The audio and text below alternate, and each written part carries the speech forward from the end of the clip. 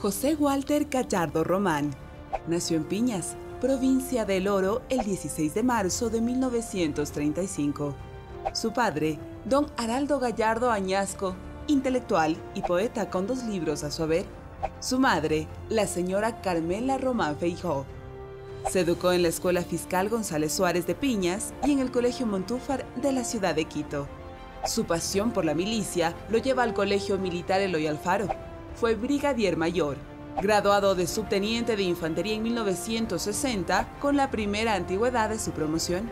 Fue profesor instructor del Colegio Militar Eloy Alfaro y de la Escuela Naval Militar Morán Valverde, además de comandante del Centro de Instrucción de Selva, jefe de la sección de infantería de la Escuela de Tropa, profesor de la Escuela de Perfeccionamiento, profesor de la Academia de Guerra, subdirector de la Escuela y Colegio Militar Eloy Alfaro, comandante general del Ejército. Durante la Guerra del Cenepa fue ministro de Defensa en el gobierno del arquitecto Sixto Durán Ballén. Además, fue candidato a la presidencia de la República por el movimiento Alianza Nacional y fue parte del Ministerio de Defensa durante el proceso de la firma de la paz, esto en el gobierno de Yamil Maguad, presidente de la Sociedad Bolivariana del Ecuador y subdirector de la Academia Nacional de Historia Militar. El general José Gallardo, hombre de una filosofía única, defensor de la patria, tiene tanto que decir, tantas emociones, tanto tiempo que ha pasado, y así poder preguntarnos, ¿qué pasó con José Gallardo Román? Buenas noches, mi general. Buenas noches. Luego de solo saber de usted a través de la prensa, ¿a qué está dedicado? Bueno, yo leo, me informo en los medios de comunicación constantemente. Estoy escribiendo un libro que llegará a cerca de 1000 hojas sobre los antecedentes de la guerra del Cenepa, el proceso de paz y las consecuencias para nuestro país. La visión que yo tengo de lo que el Ecuador debe hacer en el futuro para su desarrollo y seguridad. Eso estoy haciendo.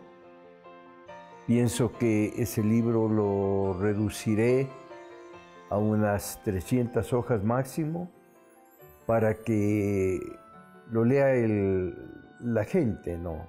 ¿Y para qué fecha? El otro libro, el extenso, es para investigadores, para las Fuerzas Armadas. ¿Para qué fecha? Yo creo que para inicios del próximo año tendré ya listo eso. Y después me dedicaré a relatar lo que he vivido. Como ahora, por ejemplo. Así es. ¿Eso es lo que hace José Gallardo en un día rutinario? ¿O algo más hace José Gallardo? Bueno, tengo una vida intensa con mi esposa, mis hijos, nietos y ahora mis pequeñas bisnietas.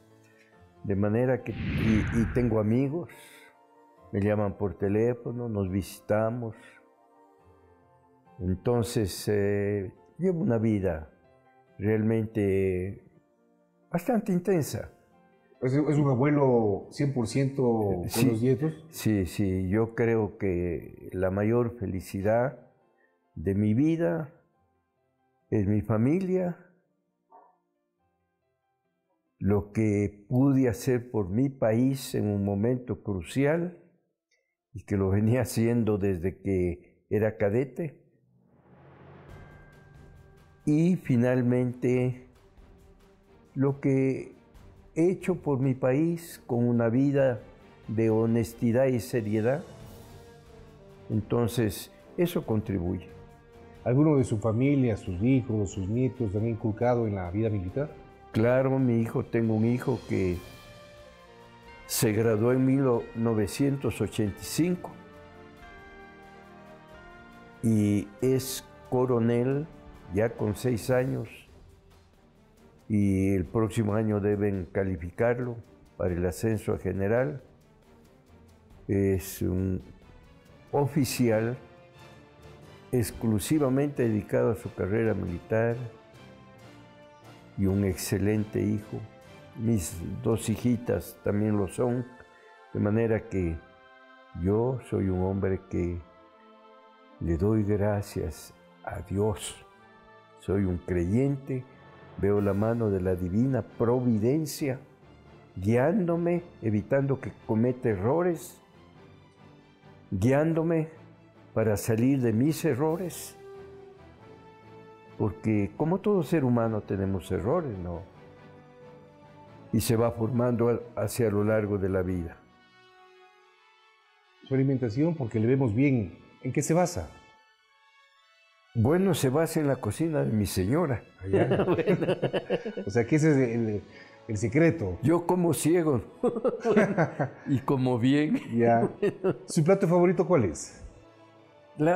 Son varios. Por ejemplo, comida de la costa. Ya. Sancocho de pescado, sancocho de carne de costilla de res, mariscos en diferentes formas, sopa de bolas, pero también la comida de la sierra. Yo soy un hombre que nací a medio camino entre la costa y la sierra. Así es, porque usted nace en Piñas. Claro, Piña está a 1000 metros de altura y más o menos equidistante de Loja y de Santa Rosa, de la costa. O sea, yo soy medio serrano y medio costeño. Medio serrano, medio costeño. ¿Y su padre fue agricultor? Fue agricultor, fue comerciante para sostener una familia tan grande. 2 hermanos. 12 hermanos, de los cuales antes que mi persona estudiaban acá en Quito, 2 hermanas y 2 hermanos. Por esa razón yo vine bastante tarde a estudiar, porque estaba ayudándole a mi papá, como otros hermanos también de menor edad. ¿Con sus hermanos a qué jugaban cuando eran niños allá en Saruma, digamos, en bueno, Piñas? hay diferentes formas de jugar. Sabe que frente a mi casa había un billar. Y a mí me encantaba ver la precisión de los billaristas. Entonces, era aficionado al billar. Era aficionado también a los gallos, porque en los pueblos pequeños es una cosa infaltable, las peleas de los gallos. Pero después todo eso abandoné porque tenía que hacer otras cosas. Pero el billar dice usted que es estratégico, precisión, y ahí como que nace la estrategia y la precisión Sí. militar. Así es, jugábamos un campeonato de billar una vez en el colegio militar y me pusieron como mi pareja a un profesor, que no era un buen billarista, pero los quemaba a los adversarios, porque antes de jugar veía de acá, veía de allá, y los otros estaban que sufrían. Cuando estaban ya bien quemados, él jugaba, entonces venían los otros y fallaban. Así me ayudaba. Ya. ¿Eso fue algo más que influyó en su vocación para militar, la vida militar?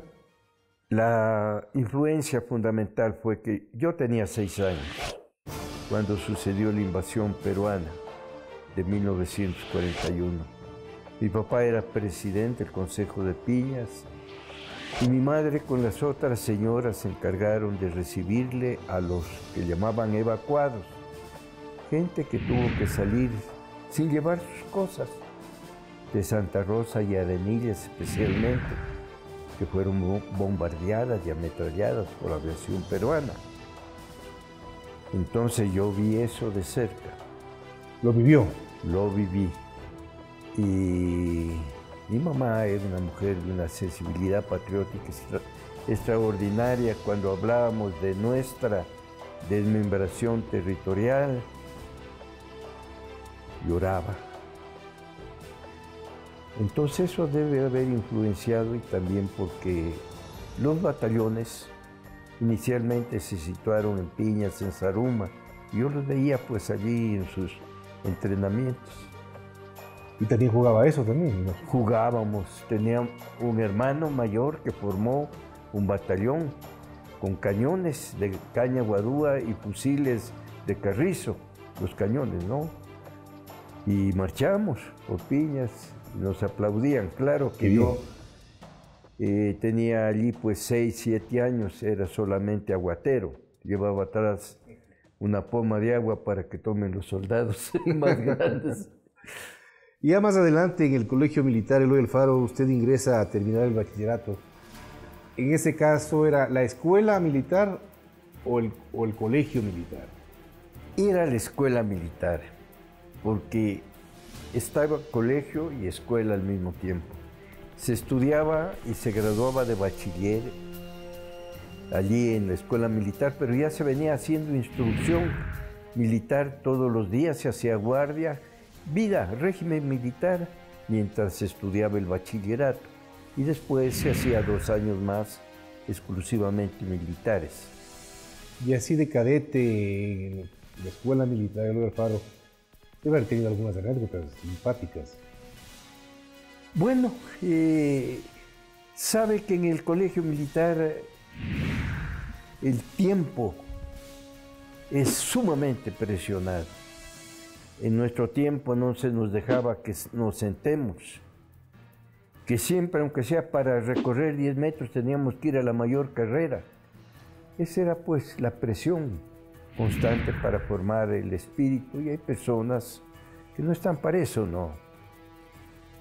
Yo tuve compañeros excelentes como estudiantes, como atletas, valerosos, pero no se regimentaban.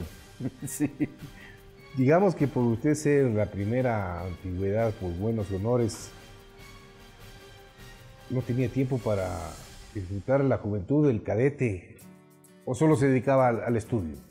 Bueno, yo cuando salía franco no estudiaba, pero se salía franco solamente el día domingo, de mañana, mientras le pasaban revistas, se salía a las 9 de la mañana, y a las 7 de la noche ya había que retornar. Entonces no se tenía tiempo. Yo tenía unos hermanos menores estudiando aquí en Quito, pasaba con ellos.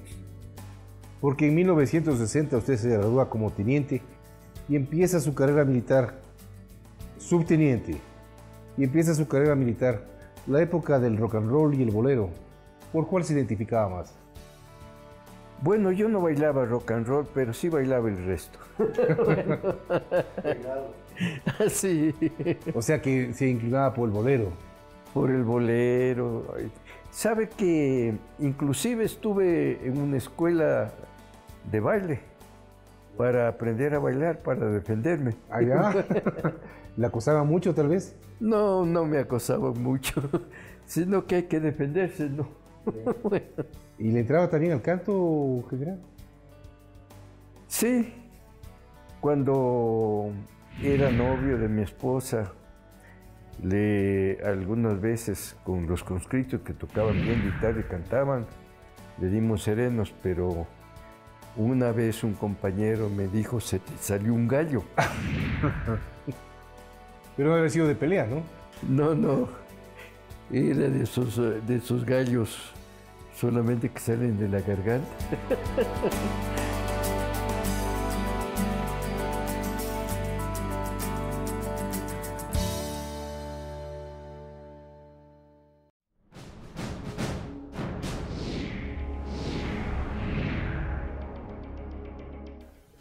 Mi general, hemos visto un parte de su vida, su infancia, su juventud, su paso por el colegio militar y en la dictadura militar que pasó en el Ecuador. ¿Qué sintió? Que nos cuente algo rescatable. Hubo 2 dictaduras. La primera yo era subteniente y teniente. Estaba de instructor en el colegio militar y allí solamente se vive la vida militar. No se tiene otra información ni conocimiento. En la segunda dictadura militar fui mayor y teniente coronel. Estamos hablando de la dictadura de mi general Rodríguez Lara y después del triunvirato. El triunvirato, sí. Yo estuve inicialmente en Quevedo.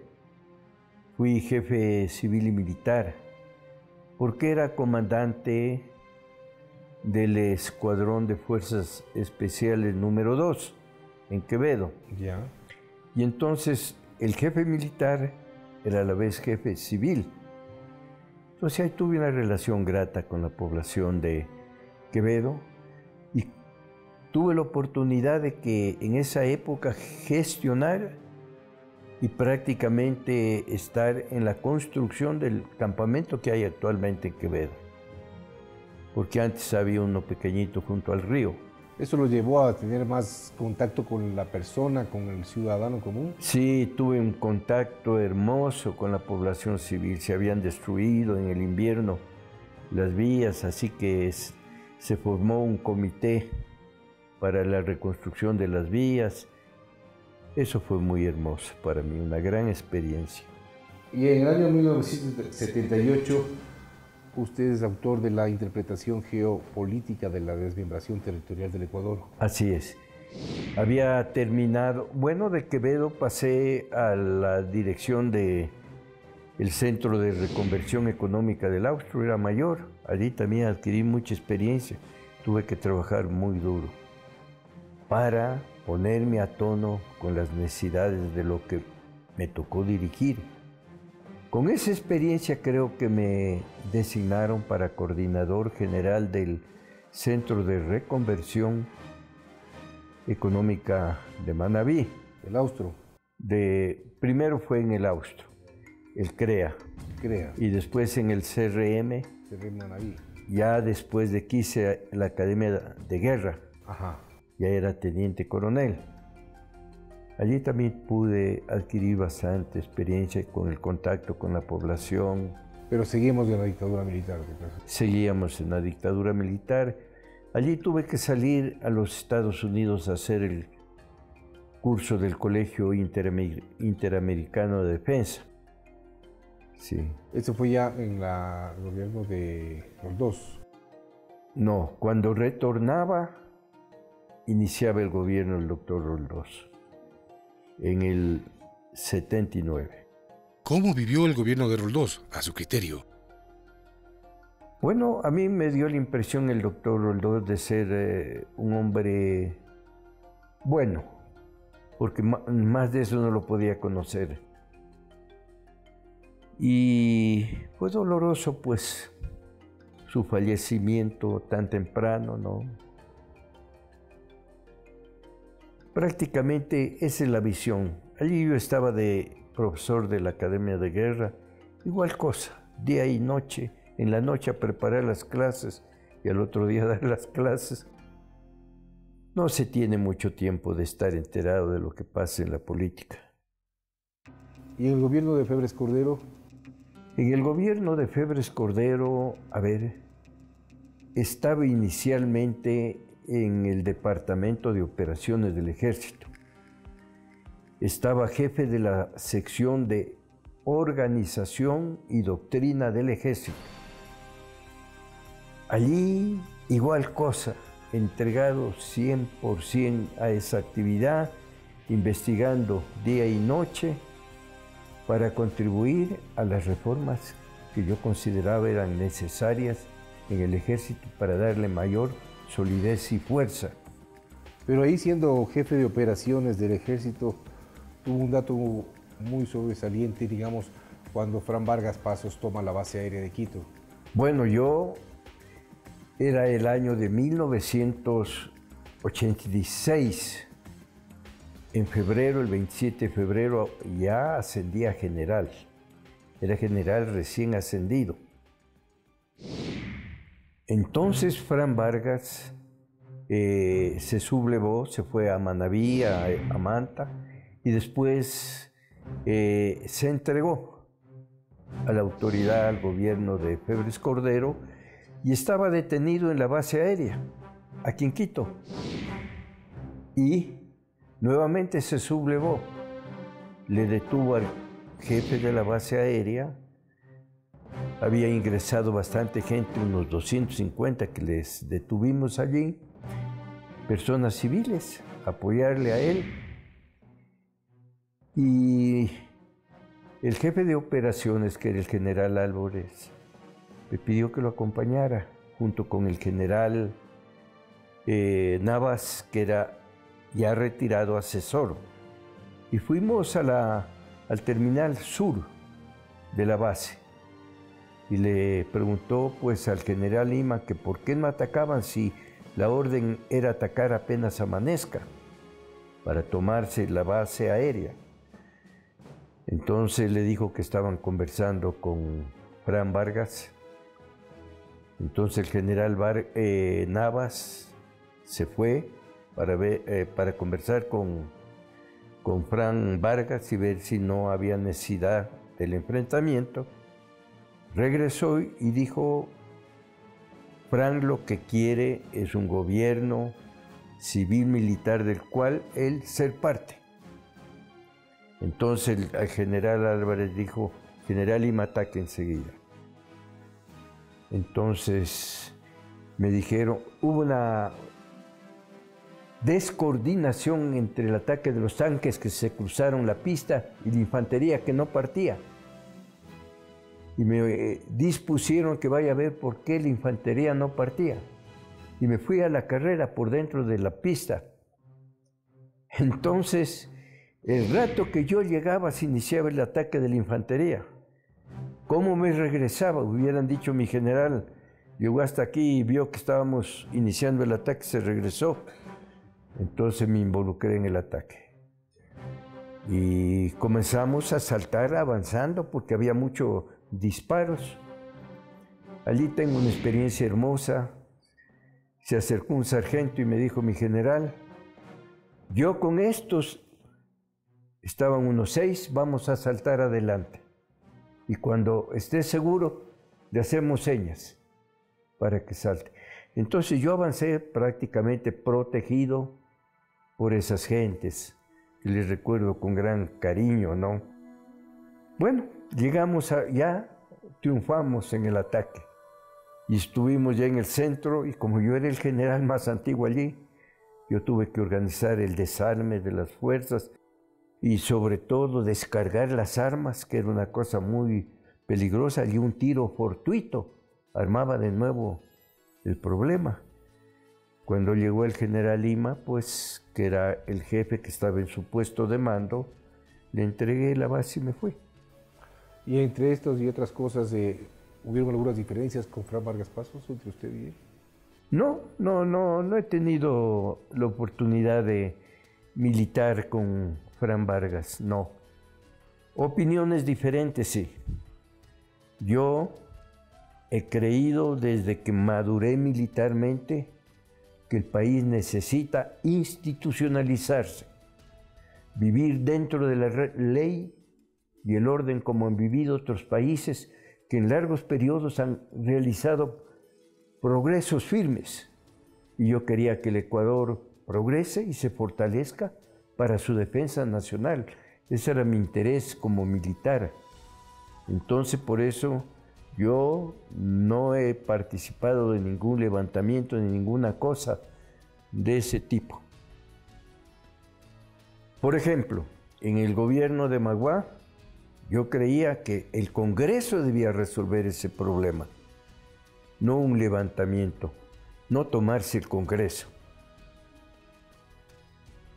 Sin embargo, tuve diferencias de opinión con Magua y me separé del ministerio antes de que se produzca el 21 de enero.